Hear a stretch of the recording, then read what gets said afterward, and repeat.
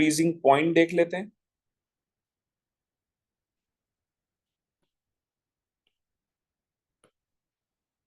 आपने O level chemistry में पढ़ा है, फ्रीजिंग एक ऐसा प्रोसेस जिसमें लिक्विड सॉलिड में कन्वर्ट होता है।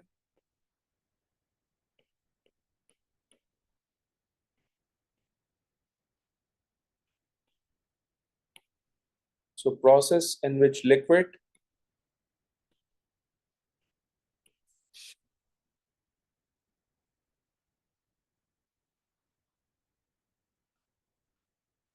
is converted into solid.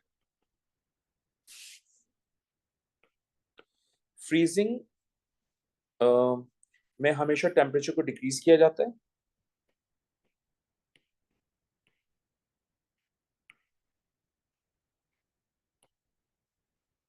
During freezing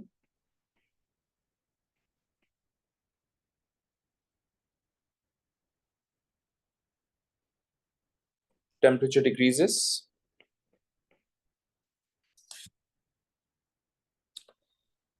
जिस टेम्परेचर के ऊपर लिक्विड सॉलिड में कन्वर्ट होगा that temperature is called freezing point.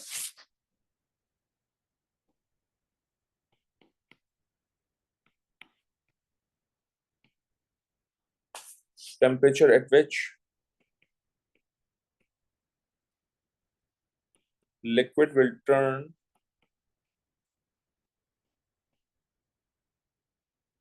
to solid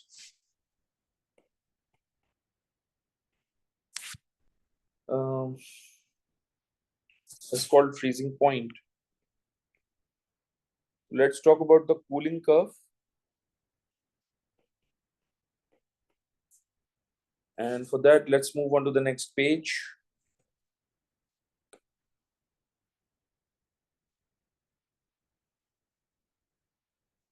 और ये आपका y x एक्सेस है। इस एक्सेस में हमने टेम्परेचर लिया हुआ है इन डिग्री सेल्सियस, और x एक्सेस के ऊपर हमारे पास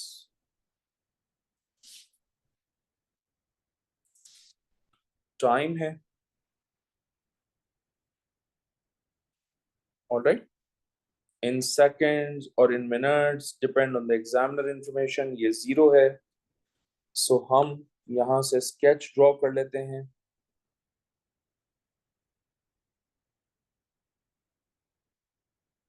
ये आपका लिक्विड हो गया।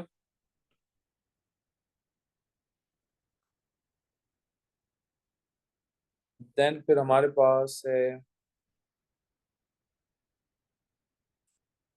हॉरिजॉन्टल लाइन, और इस हॉरिजॉन्टल लाइन के ऊपर वी कैन से कि लिक्विड और सॉलिड दोनों एग्जिस्ट करेंगे।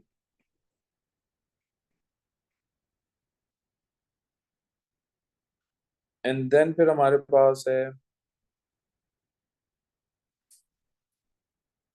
एक और reason and it is only solid.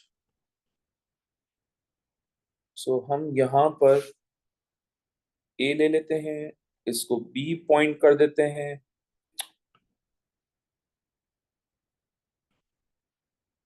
this is going to be C, and this is going to be D. So let's talk about कि A और B में क्या हो रहा है, B और C में क्या हो रहा है। तो सबसे पहले A और B की बात कर लेते हैं। आप जानते हैं कि A और B में लिक्विड एग्जिस्ट कर रहा है।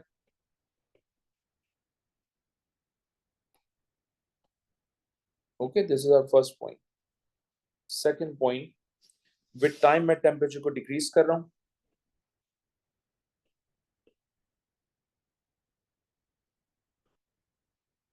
जाहिर सी बात है जब टेम्परेचर डिक्रीज होगा तो काइनेटिक एनर्जी भी डिक्रीज होगी।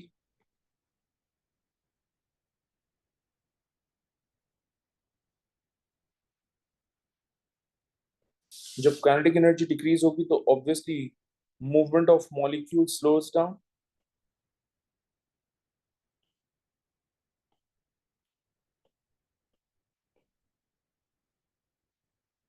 मॉलिक्यूल एक दूसरे के करीब आ रहे होंगे। सो मॉलिक्यूल्स come close together. जब मॉलिक्यूल एक दूसरे के करीब आएंगे तो मॉलिक्यूल्स अट्रैक्टिव फोर्सेस एक्सपीरियंस करेंगे.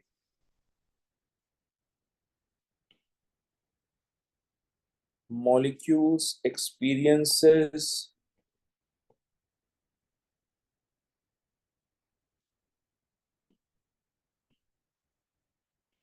attractive forces.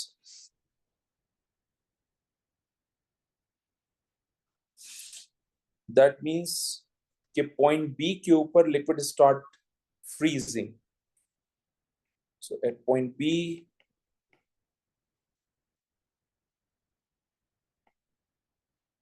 liquid start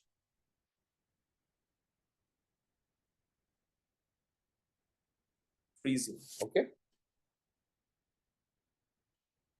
ये A और B के अंदर डिस्कशन चल रही है हमारी. हम इस डिस्कशन को लेट सपोज यहां लिखने के काबिल हैं. नहीं है. चल ठीक. Oops.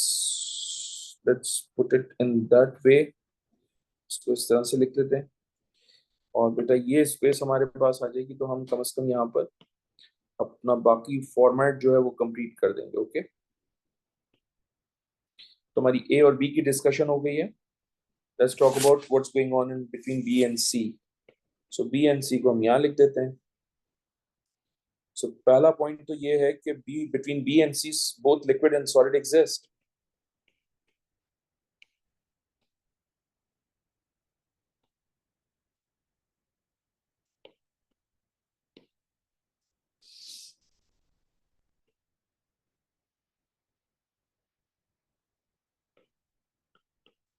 सही.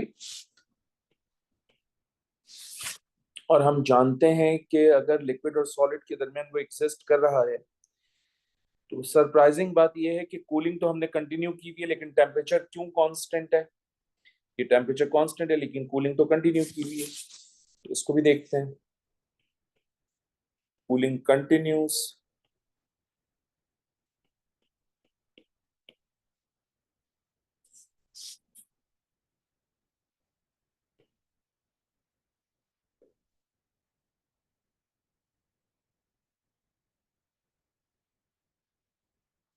टेम्परेचर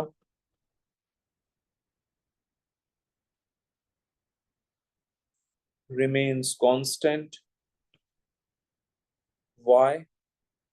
क्योंकि ड्यूरिंग कूलिंग जो एनर्जी रिलीज होगी वो एनर्जी लिक्विड मॉलिक्यूल्स के दरमियान अट्रैक्टिव फोर्सेस को स्ट्रेंथन करने में यूटिलाइज होगी.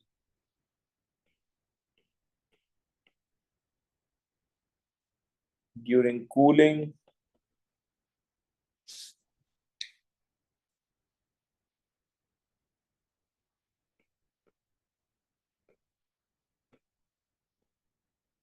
energy released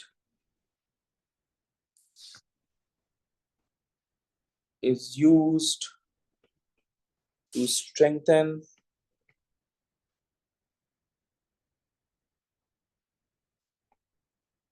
attractive forces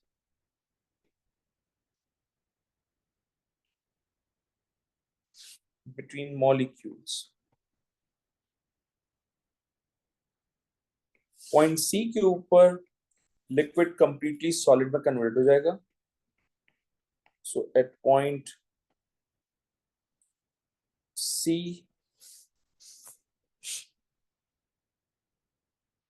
freezing complete.